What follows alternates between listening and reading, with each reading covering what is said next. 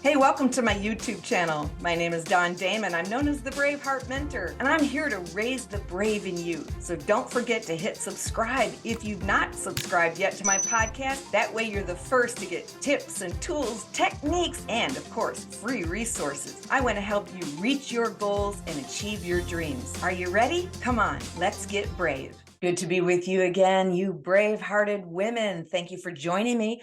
I'm your host, Damon, and known also as the BraveHearted Mentor, because we're doing brave stuff. We're growing, we're blowing, we're becoming brave. And today I want to talk to you. I want to encourage your heart, because I just have a feeling there might be some out there that just say, I want to quit. So what do you do when you feel like you want to give up? Quitting, giving up, calling uncle, throwing in the towel, all of those things you feel like, I'm done. Well, first of all, let's talk about the difference between I'm done and finishing well. You see, sometimes endings, well, they are necessary, aren't they? Sometimes a season is just over, and wisdom demands that we discern that season and that we figure out, am I supposed to stay? Am I supposed to go? However, it turns out we are called to finish well. No bad endings, no crazy, jump off the edge. We don't do things haphazardly as brave-hearted women. As women of God, we want to finish well. If you feel released from something, then commit to a proper, integrous conclusion.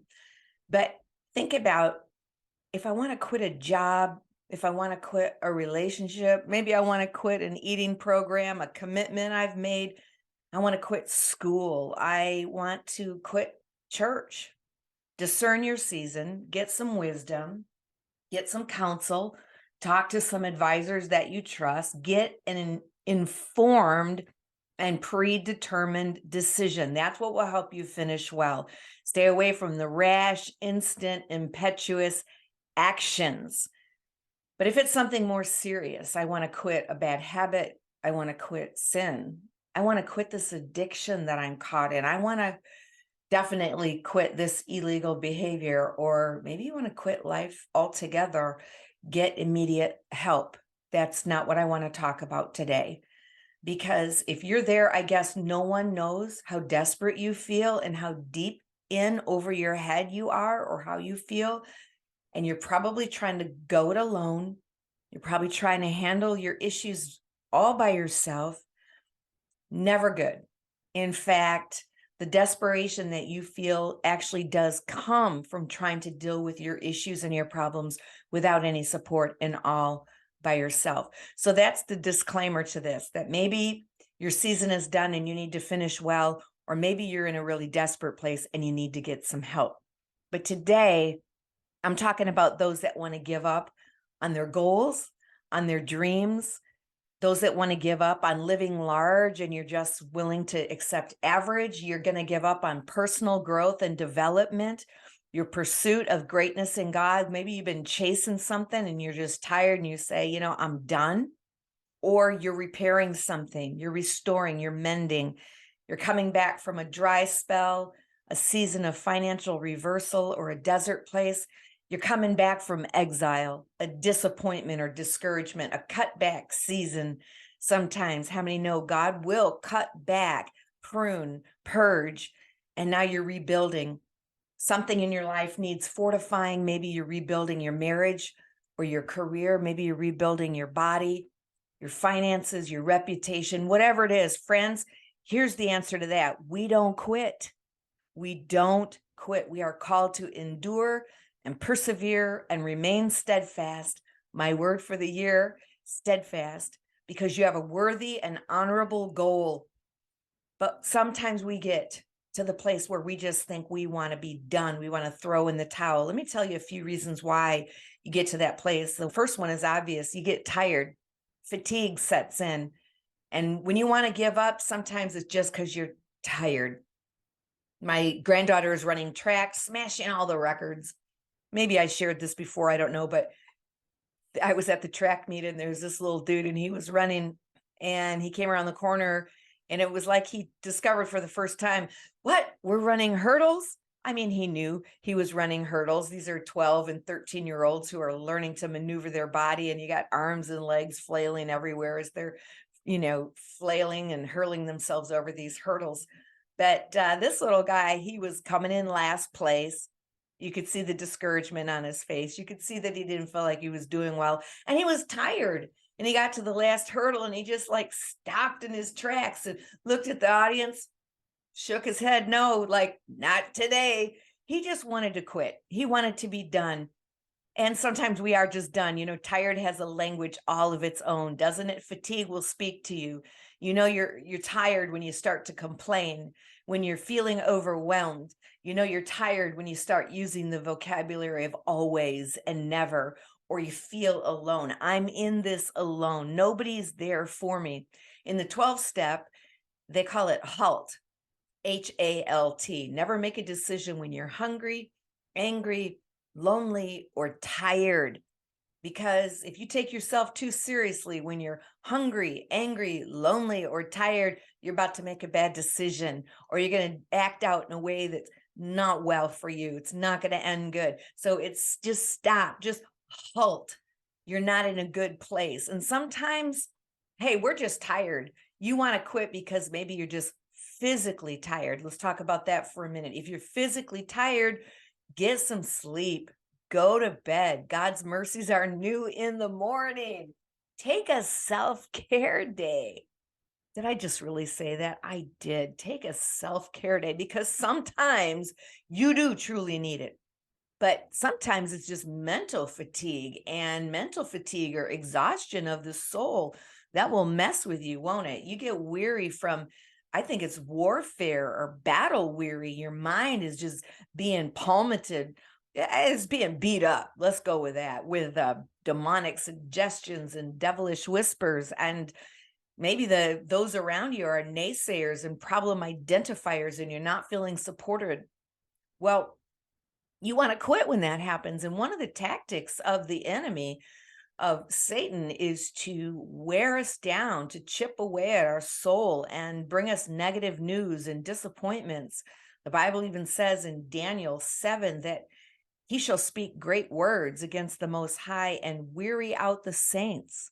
That's you and me. So weariness or getting mentally fatigued is a trick, and it's a tactic and a strategy that the devil will use to get you to stop. Here's another verse in Deuteronomy. It says that while you were weary and worn out, you were met on your journey and attacked by the enemy. You've been attacked. You've been on a journey and you're weary and you're worn out. That's when the enemy comes. That's when discouragement comes. That's when the language of fatigue comes. So get around some people who will build your faith. Faith comes by hearing. So get around some people who will speak life into you. Change your own vocabulary. Don't say, I can't, I won't, and it's not working. Change your mouth. You might be cursing your own spirit and your own soul by saying those kinds of things. Frustration, number 2, that's another reason why we want to quit. We just get frustrated. Frustration, the feeling of being upset or annoyed, especially because we have an inability to change something. We can't fix it. We can't change it, and we can't control it fast enough. Can all the control freaks that are listening and viewing on YouTube say, yeah, amen. Okay, that's me. And so you might just be frustrated because, you feel like your progress is slow and you're not seeing results. That happens. We think our efforts aren't making a difference. And that's when morale starts to suffer and you can see it kind of go down. What was that old joke that we used to say? And the floggings will continue until the morale improves. If you're flogging your own mind, if you're frustrated, your morale is not going to go up. Your courage has dissed you. It's called discouraged, and you just feel like, I want to quit. But sometimes we underestimate what we can do with just little incremental steps. The Bible says steady plodding brings prosperity. Consistent plodding, little bits, baby steps on the regular, that's what brings prosperity. You don't have to have these big, massive quantum leaps or windfalls. Just do a little bit every day. And you might be just frustrated because your expectation is too much. You're expecting too much, but you're underestimating or under expecting what you can do little bits over time. John Maxwell has this rule of 5. He says this: if you have a tree in your backyard that you want to cut down, that needs to be cut down, and it's a big tree, but you just take the axe and you go outside and you just give it 5 big whacks a day, eventually that tree is coming down. Eventually it's going to fall. So go ahead and give it 5 whacks a day. Patient endurance is what you need now, because when you've done the will of God, you're going to receive the promise. Maybe the third reason why we want to quit is we're just feeling afraid. And I do think that the spirit of fear, it masquerades as a prophet. Like, it wants to predict for you a scary future. It wants to give you a picture, but not a godly picture. It wants to give you a scary picture of a future that is dim and gloom and sad and lonely and has nothing good in it. The doomsayer wants to say, just quit because there's nothing good in front of you and you just fear tomorrow. You have anxiety, you have concern, you have worry. But Jeremiah 29:11 says, I know the plans I have for you, declares the Lord, plans to give you a future and hope. There is a future for you. There is a hope for you. We don't quit. We keep on going. And then sometimes we want to quit because we feel like we're failing. We say, it's not working. I'm failing. I'm inadequate. I'm not good enough. But you know what? Make failure your friend. Failure is the most informational rich event and experience that you can have. Extract all the wisdom you possibly can from what that perceived failure is, because we know that failure is not a person. We know that failure has even been classified as an event, but honestly, it doesn't even have to be that. Failure is what you make it to mean. It might not mean you failed. It means you learned something. You got an education. You found out a way that this isn't going to work. Because within failure is always a gift. There's always something for you to learn and grow and develop from. So what do you do when you want to give up? Let me give you 4 things that you do want to do when you're ready to give up. And of course, the first one for me, when I feel tired or I feel like I want to just throw in the towel, is I just pray. Because James 1:5 says, if anyone lacks wisdom, let them ask of God, and he's going to give it generously without shaming you.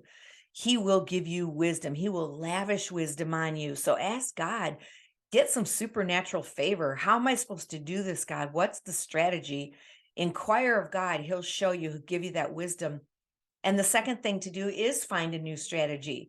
I mean, you might have the right goal, you have the right outcome in mind, but you got the wrong strategy. Maybe what you're doing isn't going to work. Maybe ultimately what you want to have done is going to work, but the way you're going about it. So what do you lack? What isn't working well? What is working well? Where do you need to make adjustments? Where do you need to pivot? There's the word of 2020. And maybe just take a break. Sometimes when you take a break, you come back with fresh eyes. And when you come back with fresh eyes, you see something that you didn't see before. In fact, for me, that almost always happens as a writer and an author. I got some of my books right here, The Freedom Challenge that I've written, some others. When I am writing and I think the manuscript looks good, I'll leave it for a few days and then I'll come back and I'll look at it. And the first thing I see is like, oh, that's wrong. That's misspelled. There's a word missing. My brain inserted that word every time. I just needed to take a break.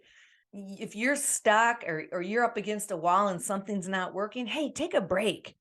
Come back with fresh eyes. You'll probably easily see a new strategy, some creativity, and find supportive people, get some advice.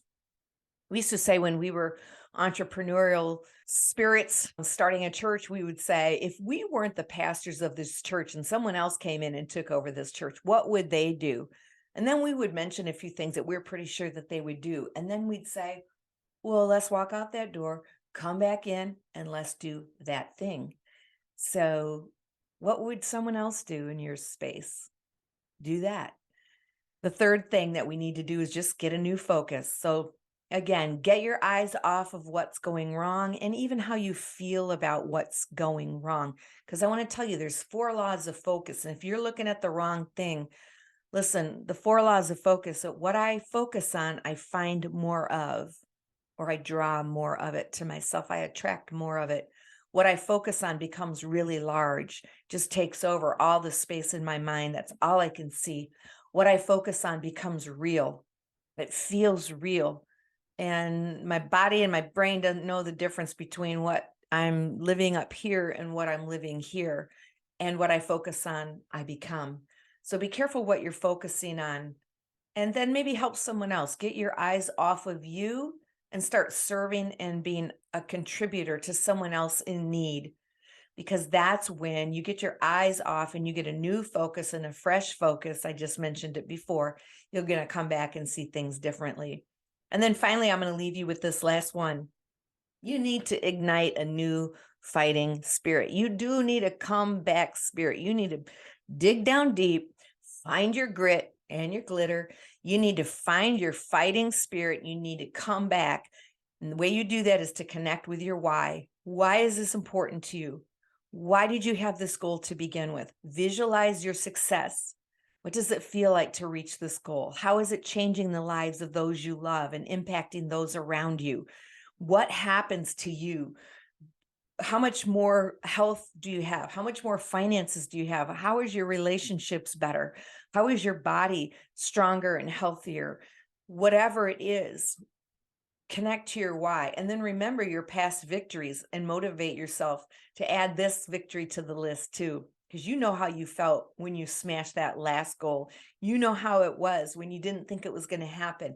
And then finally you pressed through and you got that breakthrough. Get a comeback spirit about you. I always think of the palm tree. The palm tree during a storm, you know, the palm tree is made very flexible so that it can withstand storms. God said we were going to flourish like a palm tree in Psalm 91. He didn't say an oak tree. And there's a reason why, because when an oak tree is in a storm, it'll snap. God said we're going to flourish like a palm tree. That means when the storm comes, we're going to just bend with it. We're going to be flexible. We're not going to snap because our roots go down deep, deep into the water, deep into the earth. Sometimes you can drive by a palm tree and look at it and say, ooh, man, that hurricane got that tree. The hurricane itself might even say, ha, I got you. I got you. Look at you're just laid out. But here's the thing. It's not uprooted. It's just laying down, but it's not uprooted. In a day or two, you come by it. It's like, woo, I'm back. See, you have to have that comeback spirit. You have to have resilience. Delay gratification. Stick with it. Because if it's an honorable goal, a worthy goal, then the reward is well worth it. And I'm going to leave you with this verse in Philippians 1:6. He who began a good work will be faithful to complete it in you. All right? In you.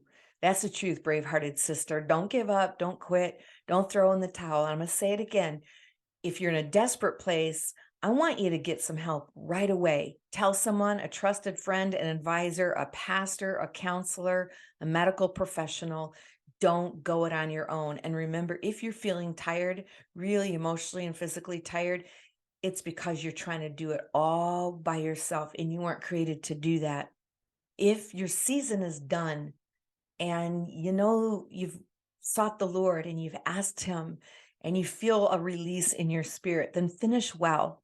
Finish with integrity. Don't walk away, leave a hot mess. Finish well. Connect the dots. Do what you got to do so that when you walk out of that, whatever it is, that it's God honoring and you'll never be embarrassed or never be ashamed to return back to that place. I think about pastors and people who resign and leave churches. Do it right. Do it well. But for everyone else, you're running a good race. Keep on running.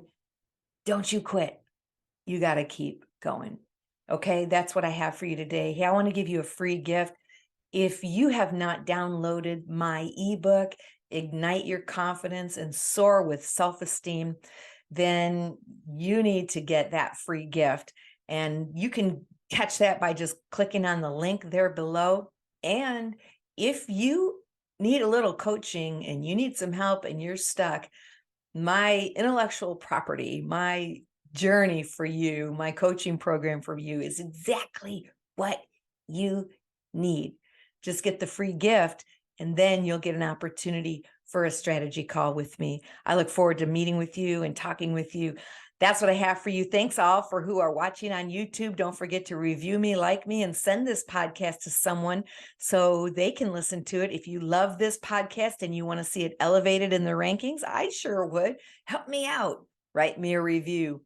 All right, everybody, I'm going to leave you like I always do. Dawn Damon, your BraveHeart mentor, telling you to find your brave and live your vision.